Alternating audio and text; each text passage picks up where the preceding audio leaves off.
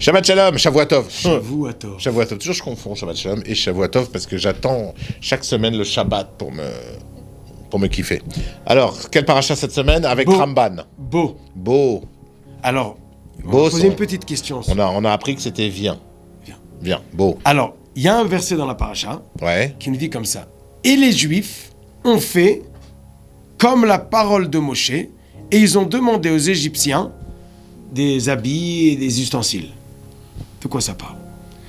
La semaine dernière, quand Hachem s'est dévoilé à Moshe, et il a dit, dis aux Juifs qu'il est sorti d'Égypte. Ouais, prépare-les à la sortie d'Égypte. Voilà, et il a dit, s'il te plaît, dis-leur, s'il te plaît, de demander aux Égyptiens des ustensiles de leur maison.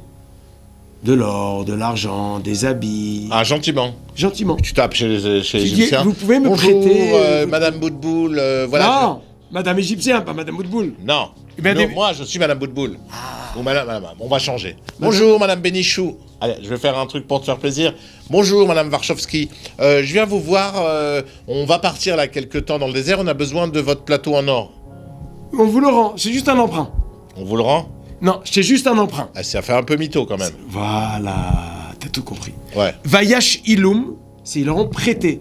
Donc les Juifs toquent chez les Égyptiens, ils disent vous pouvez nous prêter un costume, des chaussures, un plateau en or. Ils étaient amis avec les Égyptiens? Non, mais après les 9 coups, les Égyptiens, ils ils ont flippé. Partez, juste partez, laissez-nous tranquilles. Donc ils leur ont prêté. Ouais.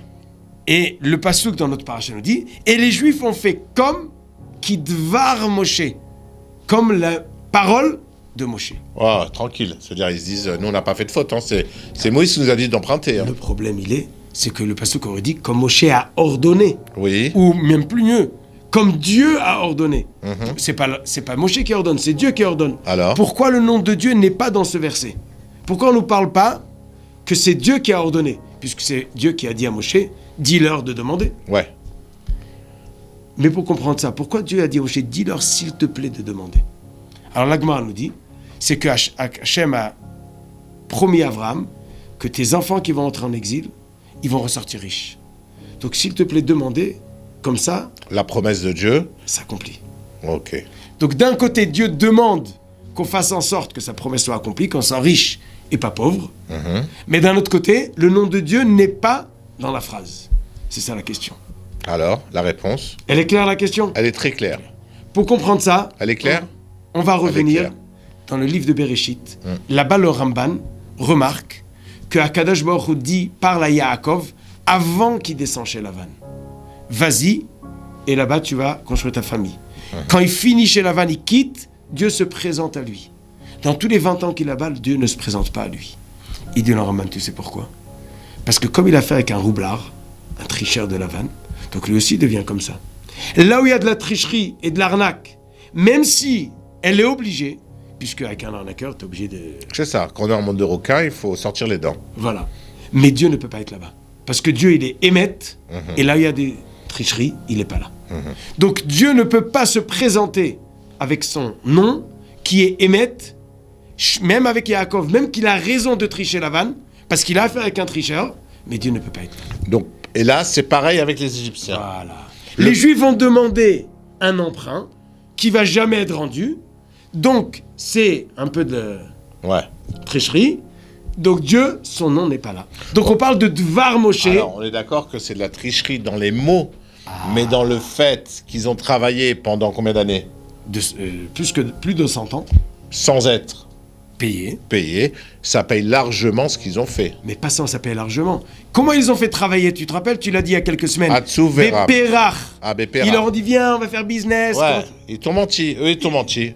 Alors, tu te sers d'eux. Mais est-ce qu'on doit devenir... je me sers d'eux. Avec des requins, on sort les dents, tu as dit. On sort les dents. Mais est-ce qu'on doit être...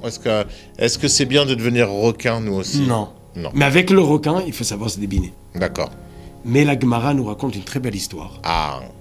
Au sujet de cette histoire. C'est Ramban ou ça? C'est plus Ramban? Non, c'est la Gemara. La Gemara. La Gemara nous raconte qu'ils sont venus, les Égyptiens, c'est Alexandre le Grand, et ils ont accusé les Juifs. Il dit, la Bible des Juifs raconte que les Juifs ont emprunté de l'or et de l'argent, ils n'ont jamais rendu. Donc on demande que toi, le roi du monde, tu nous encaisses chez les Juifs. Bien joué. Qu'est-ce qu'il a fait Alexandre le Grand? Il a amené les Juifs, il dit, répondez à ce qu'ils ont dit. Et qu'est-ce qu'ils ont fait? Ils ont envoyé Fabrice, qui a dit, il n'y a aucun problème.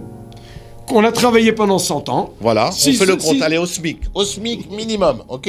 On parle pas de 3 000 euros, 4 000 euros. On dit le SMIC. Allez, combien? 200 ans au SMIC, tu vas voir combien?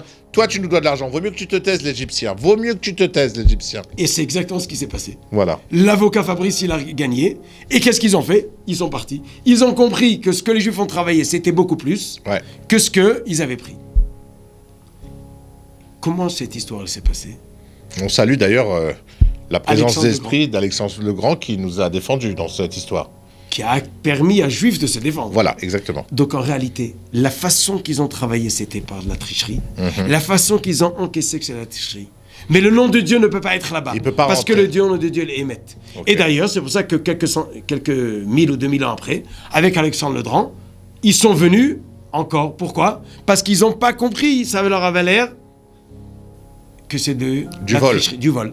Mais en réalité, il fallait leur mettre le miroir à la face, que c'était eux les tricheurs. Que c'est eux les voleurs.